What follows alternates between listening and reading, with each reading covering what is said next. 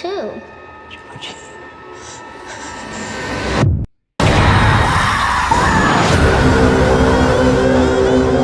The story kicked off with a paper boat belonging to 6-year-old Georgie getting accidentally swept into a storm drain by the heavy rain. When he bent down to retrieve it, he was terrified to find a hideous clown lurking inside. He introduced himself as Pennywise the Dancing Clown. The stranger even knew the boy's name, and a bad feeling instantly washed over Georgie. He just wanted to grab his boat and get away from there as fast as he could. But the moment he reached his hand inside, the clown's smile twisted, revealing rows of sharp teeth, and he bit Georgie's arm off in a flash. Blood quickly stained the rainwater red. Georgie struggled, trying desperately to escape, but in the very next second, he was dragged into the black depths of the sewer. With Georgie gone, his big brother Bill's life turned upside down. He felt consumed by guilt because he was the one who made that paper boat for Georgie. So even after their parents gave up the search, Bill refused to stop looking. But before he could find Georgie, his classmates started experiencing one supernatural event after another. While helping out at his family's slaughterhouse, Mike saw a terrifying vision from the night his parents died, with burning hands reaching for him from a barely open alley door. Just as he stepped forward to investigate, those hands inexplicably vanished. All that remained was a clown waving his arms at him. The horrifying sight nearly made Mike pass out on the spot. It wasn't until a worker came out that he finally let out a breath of relief. Meanwhile, inside the synagogue, Stan was drawn to a painting of a woman. Staring at the eerie image, Stan felt an indescribable sense of dread. At first, he didn't think much of it and just planned to put his book down and leave. Unexpectedly, a loud crash came from behind him. Stan turned around and found the painting had fallen to the floor for no reason. Trembling, Stan worked up the courage to walk over. But the moment he hung the picture back up, the monster burst out of the frame. Terrified, Stan took off running. Almost at the exact same time, Ben encountered something strange too. While researching at the library, he found records of numerous deaths. Even stranger, the scenes described in the deaths were all disturbingly similar. Driven by curiosity, Ben flipped through the book page after page. When he saw a severed head appear out of nowhere on the last page, Ben was totally freaked out. By the time he collected himself, a red balloon had suddenly appeared nearby. Ben instinctively followed it. As he got closer, he saw a headless, charred boy walking slowly toward him. Egg boy!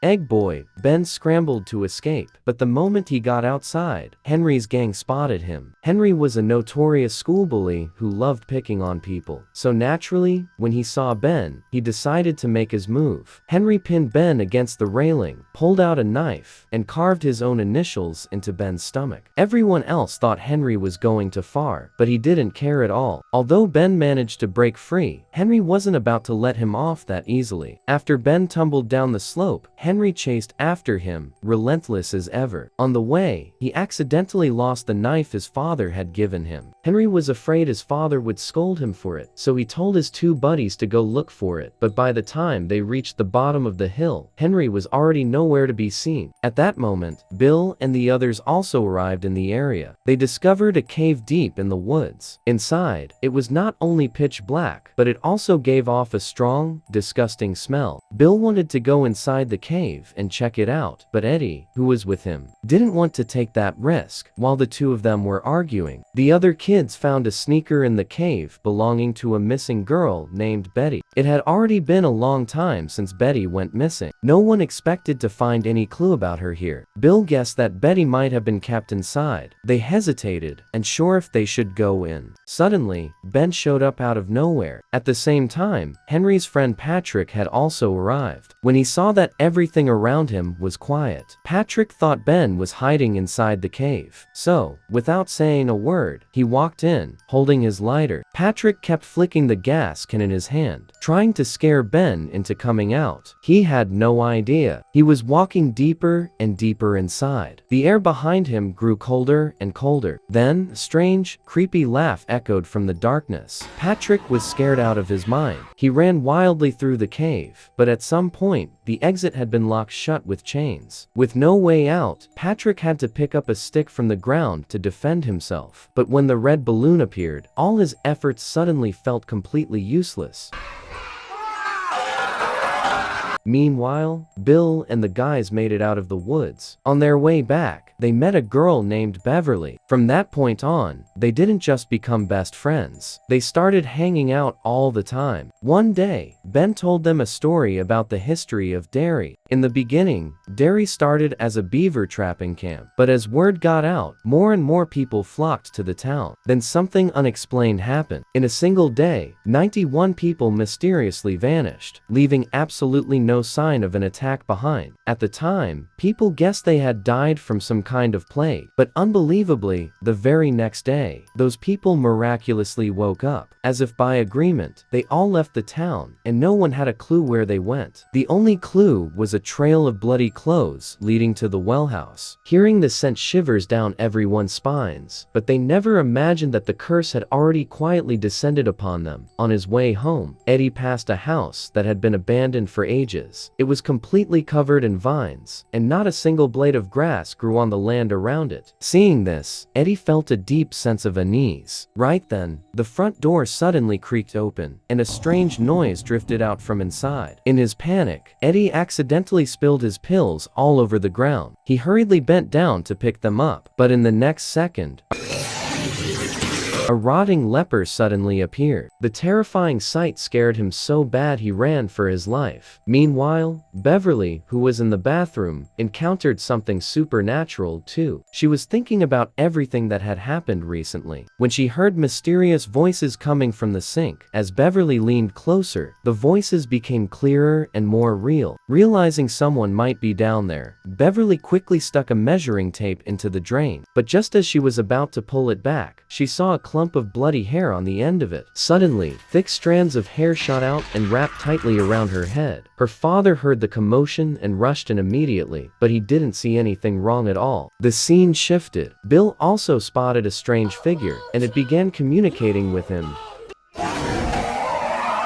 pretending to be his little brother, Georgie. "You're lonely." The next day, Bill and the gang gathered together. They each shared the terrifying things they had encountered. After hearing their stories, Ben shared his own theory. He discovered that major tragedies struck the town every 27 years, and this year just happened to be the 27th year. The kids finally realized that they were all being stalked by the same thing. They gave this entity a name. At this point, their only option was to find a way to stop it quickly. They gathered in Bill's garage. By mapping out its movements, they finally pinpointed its hiding spot. There were too many creepy coincidences, and Eddie couldn't handle it. But just as he ripped the map down, the slide projector started clicking through slides on its own. Then in the projection, the woman's hair flips up in the wind, revealing the pale, grinning face of the clown hiding underneath in the nick of time.